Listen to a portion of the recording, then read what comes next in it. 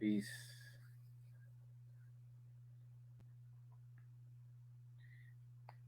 Hello, hello, everyone. Hello, hello. All right.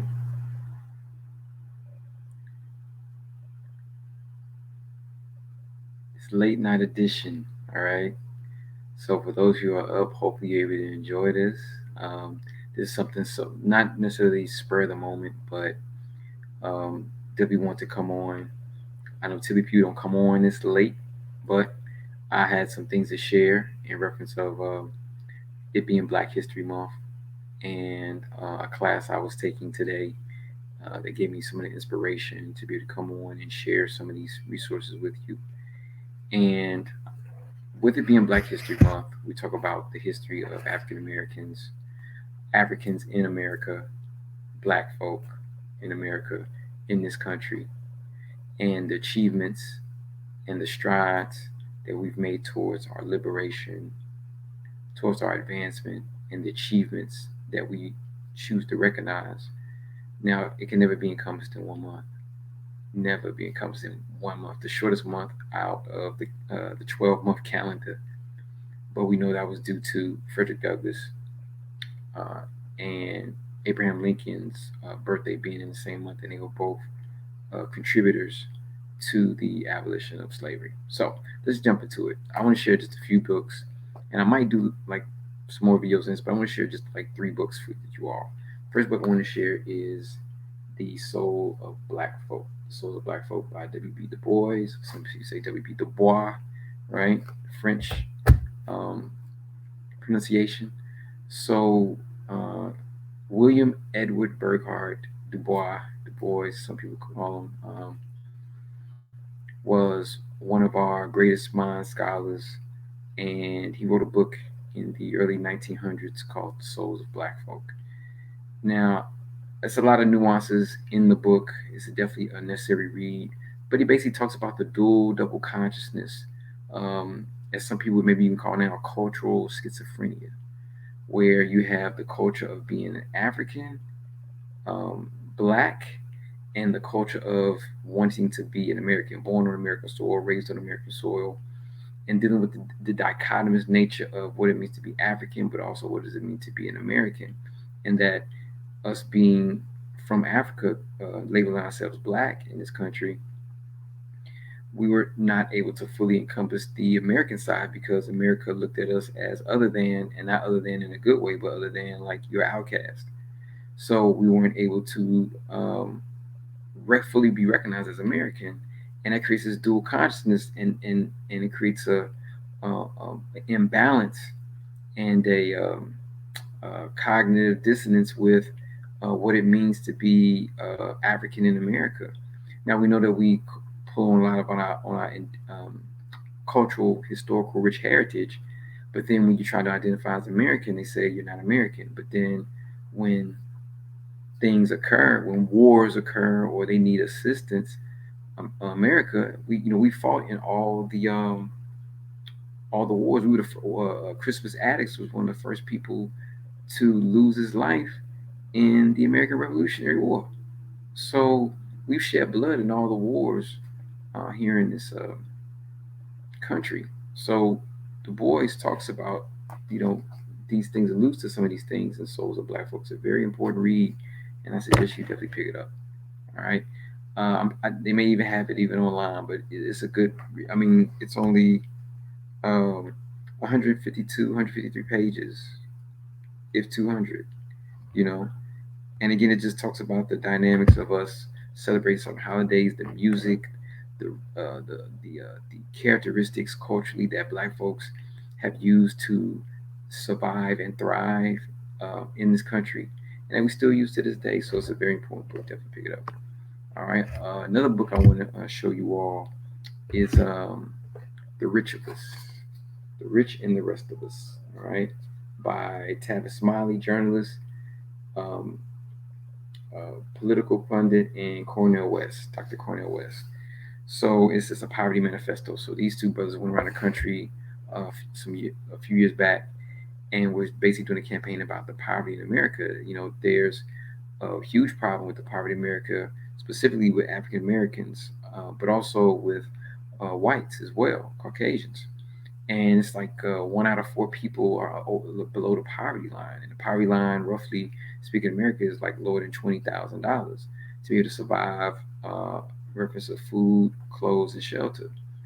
So that's 47% of people are below at or below the poverty line. And depending on what city you're in, that could be harsher conditions because if you live in a city like New York, where I'm at, if you're making 20,000, you're definitely at or probably below the poverty line in comparison to New York City because it's very expensive. So they talk about the conditions that have allowed us to get to this point in America, and that we tend to turn a blind eye to disparaging um, these disparaging numbers of people who are not having access to quality food, quality resources, medical care, which we were shown during COVID. So these are things that they bring to light and really go into detail about, and how they are trying to rectify the issue of massive amount of poverty that's detrimental to the development of us as individuals, community, and America as a whole. But America has a history of using capitalism to create a have and have nots. You either have it or you don't. And if you don't, that could literally mean um, early onset of diseases, death, and just uh, damaging behaviors that cause more violence, that cause more disruption, and don't allow people to develop fully into their gifts or what they could possibly offer to themselves and the world. So, the rich and the rest of us. It's really a good read. Again, not too long read it as well. Let's see, 200 pages as well, right? From 200 pages, 200 pages. Well, and the last but not least, the $40 Million Slaves by William C. Rhoden. All right, sports journalist, writer, out of Chicago, out of one of the neighborhoods I used to live in. Big up. I got a chance to meet Mr. Rhoden few years ago here in New York at an event. And this is a great book, The $40 Million Slaves. A lot of people took offense to this title, but it's befitting when you read the book because he goes into the breakdown of the first Black American athletes, which were jockeys, right? During slavery, they would use the enslaved Africans, because I don't call them slaves because they were treated as slaves, they weren't slaves, but they were using them as enslaved Africans to use for jockeying. So on horses and things like that, they were using them to gamble from. And the jockeys were the enslaved Africans that the enslavers had to put on their horses and to bet on these races. So it started from there. So he starts from there and he goes down the lineage of from horse racing to like track and field, baseball, football, basketball. Like I love the way he uses the eras, meaning the time frames, the decades, to go through each individual sport and see how we've been exploited. Our black bodies, uh, from an extension of slavery, our black bodies have been exploited towards uh, the profiting of white businessmen and white organizations. And he talks about even though um, athletes are getting paid multi-million-dollar contracts, they have little power and say so over what teams they go through. That's now changing, of course, especially in the NBA. Not necessarily in the NFL, but definitely in the NBA. But even if they're getting these multi-million-dollar deals, like I said, where are the black coaches? Where are the black owners? Where are the black GMs or managers? These are things that we may be paid a lot of amount of money, but if I'm paying a player 22 million, how much is the owner making or the owners are making? So he raises a lot of these questions in his book, The $40 Million Slave. And it's a great read. Like I says, the rise, the fall, and redemption of the black athlete, which is one of the most highly regarded athletes, not just in America but in the world.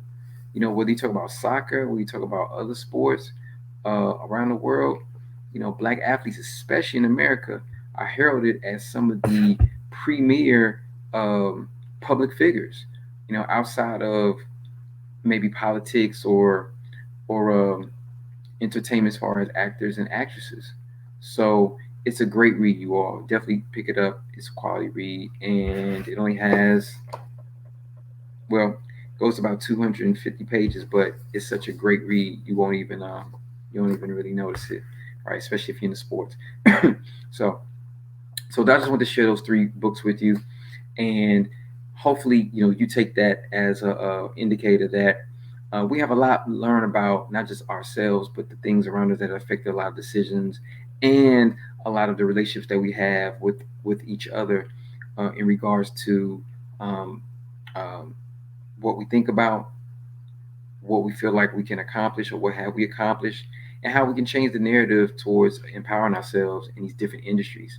So, family, hopefully that list does you well. Definitely check out the books. If you have any other questions, comments, or concerns, hit me up on the YouTube. Put your comments down below. Chat, like, share, subscribe to the channel. All right. And hopefully this helps you in your journey of learning more about the history of blacks in this country, Africans in this country, and also in different industries as well. So, without that being said, and if I could say more, I would and I could, but I'm gonna let the books let them tell you. All right. So, peace, be great, do your best, prosperity. I'm out.